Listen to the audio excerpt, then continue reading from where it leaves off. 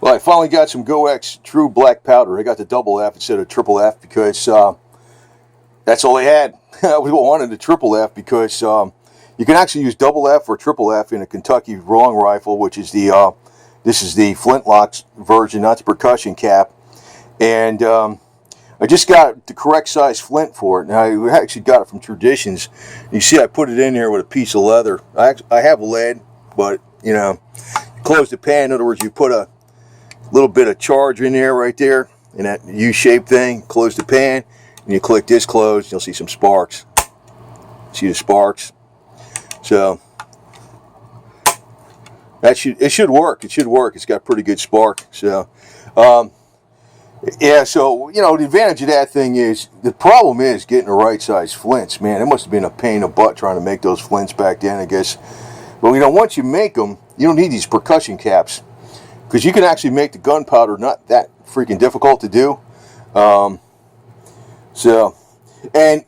Unfortunately, I think AdSense even says that even if you show a flintlock rifle, that's not going to be advertiser friendly. You imagine what they're doing now, what they're really freaking trying to push. God, it's ridiculous. They want everybody like own plebes, basically. That's what they're doing. That's amazing.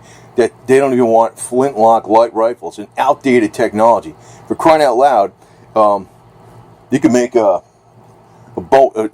new style compound bow or crossbow would probably be more effective than this thing. The newer ones. This thing ain't too freaking quick to load. I think they can load up to about 3 rounds. I think.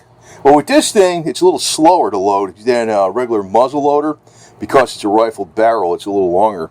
It's not really a military-grade weapon back in the day, but it was used by the colonists a lot, like the Rangers. Like actually my great forebears, direct descendant to my name and everything,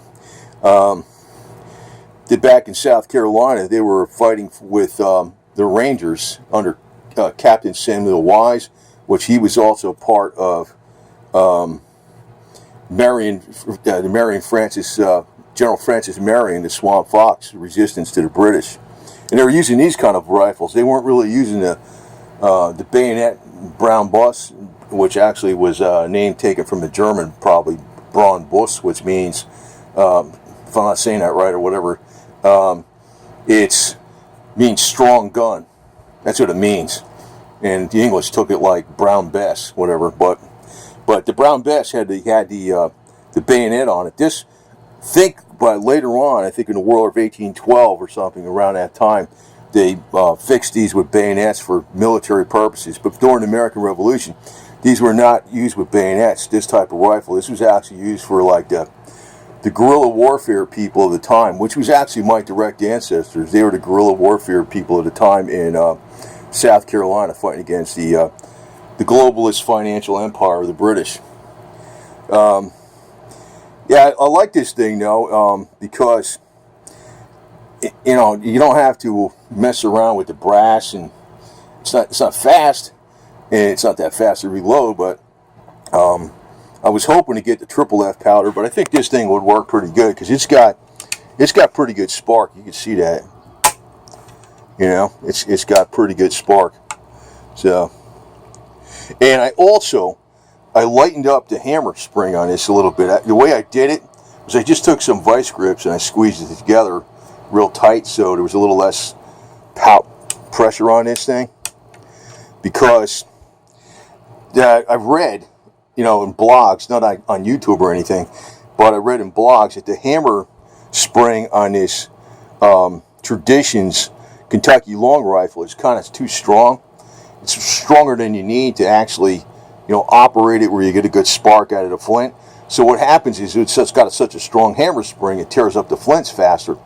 You want it just strong enough to, work. In other words, it got a nice spark, but it's not smashing the heck out of the flint into the, what do you call that again? I forgot what you call that. Damn it. Well, I remembered it just before I did the video, but I forgot what you call it. And actually this thing, you could buy aftermarket ones that are stronger and more hardened that are actually available for this.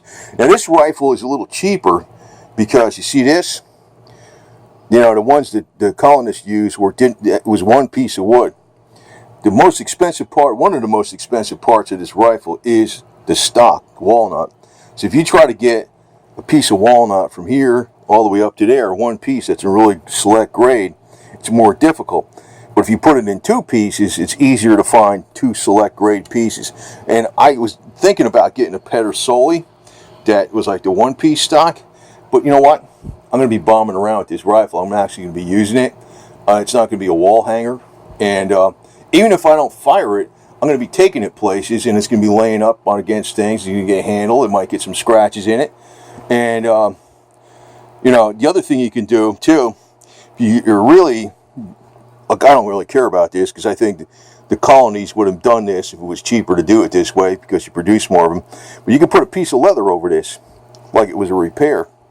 And speaking of leather, what they used to do is they'd have a piece of leather stapled over here or screwed into here, and they would flap it over this. So, like when you're ready, this would be closed, and the leather would cover over this, and that's in case there's some kind of rain.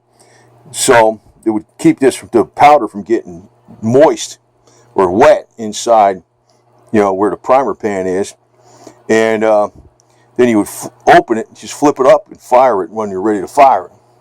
So that was their method. Because I used to wonder how the hell they would use these damn things. I mean, it rains quite a bit, or even if it's drizzling out, for crying out loud in the morning, how the hell would they be putting it, you know, the powder in here, getting it ready to shoot? You're sitting there maybe for so many minutes or even an hour, and this thing's getting wet. It ain't gonna work, right? So they had a piece of leather they had like tacked to the side here. And just flipped it over, covered this whole mechanism up, and kept it dry. So until you're ready to fire. And I can't imagine how the hell they loaded these damn things on the run. These people had to be super skilled. But I guess that's all you're doing, man. You become an Olympic athlete in one thing. So really, you can use, in this rifle, the 50 cal, you can use double F or triple F. And I'll probably put, if I'm going to be firing like blanks or something, I'll probably put 60 grains. And I think it'll work, you know, with the double F in the pan. You can, but I would prefer using triple F both. And they're not that different, you know. The max load for the triple F is somewhat lower than the double F, but at 60 grains, it's going to be way below the max load. It's triple F, you can do 60 grains and you're no problem. But I think it would be better primer powder in the pan.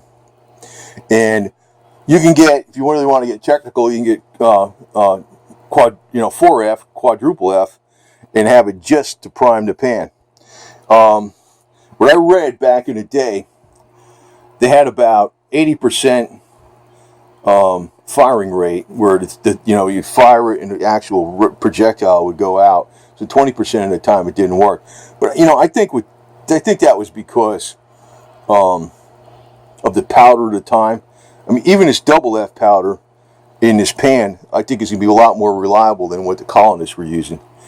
And actually, when you buy these flints here, they're made really accurate, you know. I mean, you can't, I mean, I don't know how the hell they must have made these with a machine or something. No idea, man. But you can see plenty of spark. That'll work with this stuff. And you really can't you have to use black powder in this. The only way you can use a substitute is if you put no substitute in a pan. You would use the actual black powder, and you would start with 10 grains of black powder down the barrel, and then you'd follow it up with some of the substitute, which, you know, like Pyrex. But to tell you the truth, you're probably better off just using the black powder, because the black powder can be washed with plain soap and water, just hot water. I mean, these colonists and all these people afterwards, even during the American War of 1812, and also in the war between the states, they didn't walk around with Hoppy's number 9 and bore cleaner and all these special cleaners that people pay big bucks for. The only thing they used was water to clean their weapons. And black powder can be cleaned up really good with water, just plain hot water. And if you actually add some soap to it, that it would even be better. I mean, they probably didn't even use soap. They just used some hot water and ran it down the barrel till it was clear. And that was it. None of this special garbage they got today. So there's advantages to black powder, just that you're going to have to keep it in, an ammo can or something, like something like this. Nice steel one. So, which I'll be doing. That's where that stuff's going, in steel ammo can. But, I'm all set with this thing. I got the 50 cal projectiles. And the beauty of this, like I said, no percussion caps. All you need is that. And I got the thing that measures it. I actually got one for the pistol. It's set for 30 grains. So I'd have to do 30 grains twice, to put get a blank in there. I don't think I'll be firing projectiles unless I'm at the range or something, but it's cool old technology. But they're so ridiculous on AdSense. I mean, you can see where they're going with this stuff. You know what I mean? Full bore control of all the population. That this would be, a rifle that was historic, that actually has not much use today as a defensive weapon. Could be used for like specialized hunting, I guess. If you're out there hunting with a black powder, you have a much longer range of hunting. Not that I would want to hunt for myself, but Mr. Cat right here, he needs a lot of cat food. They can't be vegetarians. They're gonna have meat. So if they ever got a couple deer and they're had 150 pounds, 75 pounds meat out of each one of them, that would feed my kitty cats a long time. They're carnivores, despite them being all cuddly. They're actually furry little killing machines. They really are, man. I love them, but they are. They have to eat like meat. Me, I can eat a veggie burger. That's fine. I can do that. But I would hunt for my kitty cats. I wouldn't hunt for myself, only to help my cats survive. You get more motivation when you're doing things for others instead of for yourself, right? That's how I am, anyway. So, I mean, really. And if you do this, your max sporting purposes, black powder the old way with a flintlock. But yeah, like I said, Google AdSense. I actually read it in their thing. I was like, you got to be kidding me, man. Full bore communism, man. This thing is not even a great weapon to defend yourself against a tyrannical government, but they're worried about that. If I put it on the thing, they're not going to put a display and ad next to this. Guys got to be kidding. I mean, it's ridiculous, isn't it? Is that not ridiculous? And by the way, all these videos are going up on Bitchute. Everything I got is up on Bitchute too. And I applied for the Freedom Network out of Turkestan for ads. And if I get ads again, maybe it'll be through those guys. Probably more freedom in Turkestan than there is in California today. Unfortunately, I was in California for 3-4 years in the early 90s. It was starting to go downhill back then, but it wasn't nothing like it is today. That was the first sign of California going down back in the early 90s was when they passed the motorcycle helmet law. The social cost anyway. California is nothing but social cost. That's where they're broke. Worried about a helmet law? You think that's where the freaking social costs are coming from? I don't think so.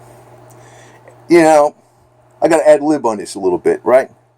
Because I know this is not going to be one of those, it might be a Freedom Network advertiser-friendly video. And I tell you what, any of you guys that get demonetized on YouTube, right now I got the best feeling about Freedom Network. I tried to add rev, no response. Try to reply with Google AdSense, no response. I'm thinking to myself, guessed 54 videos I took off. I'm trying to guess. And I'm like, tell you the truth, when I go to the gym and I watch, they got the cable TV up there, I don't watch none of it. It's garbage. I don't watch it. So if they go mainstream on YouTube, they're going to kill the magic formula that actually made it go good. This is not, obviously you can see this is, I'm not a TV multimedia guy, I'm just talking about this, and I wouldn't be talking about those other subjects, but I got to bring them up in these day and age. But you know what? Maybe it'll change back, and maybe what I'm saying today is irrelevant. Maybe it'll change back to being the good guys they were back several years ago. Things are open and free, open communication. But these things are cool. You got to watch with this black powder, though. It is explosive. And, you have to be an adult to use it, age 21 and above. But just like anything, you remember, You gas up your car, that's explosive too. You ride your motorcycle and the gas tank's right between your feet, between your legs, it's explosive. Just use your common sense head.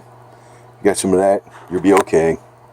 Just remember, no smoking while you're loading this thing up.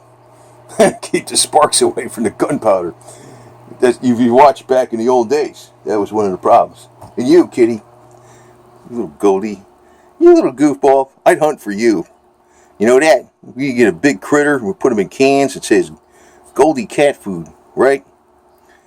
Because despite you being a little cuddly boo-boo, these guys are killing machines. They really are, man. I love them, but they are. They got big teeth and scissors, and they got claws. It's real sharp.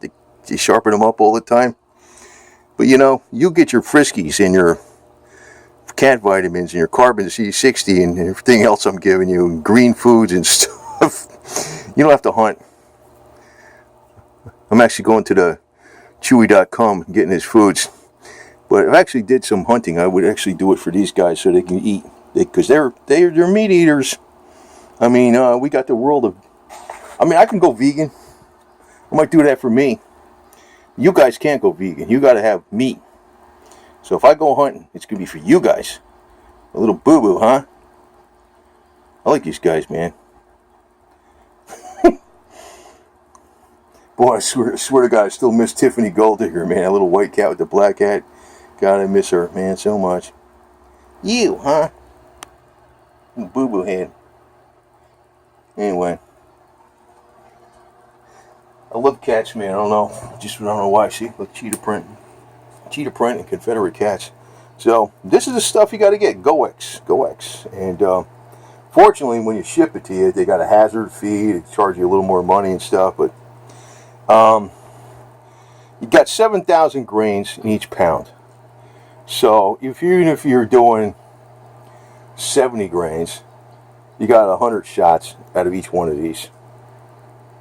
So that's quite a bit. It's pretty good. So I mean, it's old tech, but it works. It still works good. I mean, that's how they used to not just fight the British, but that's how they put food on the table. You can't just sit there and wait for stuff to grow. Sometimes you got to go out there in the woods and get it. Ask any kitty cat, they'll tell you that's how they do it. That's how they used to do it anyway.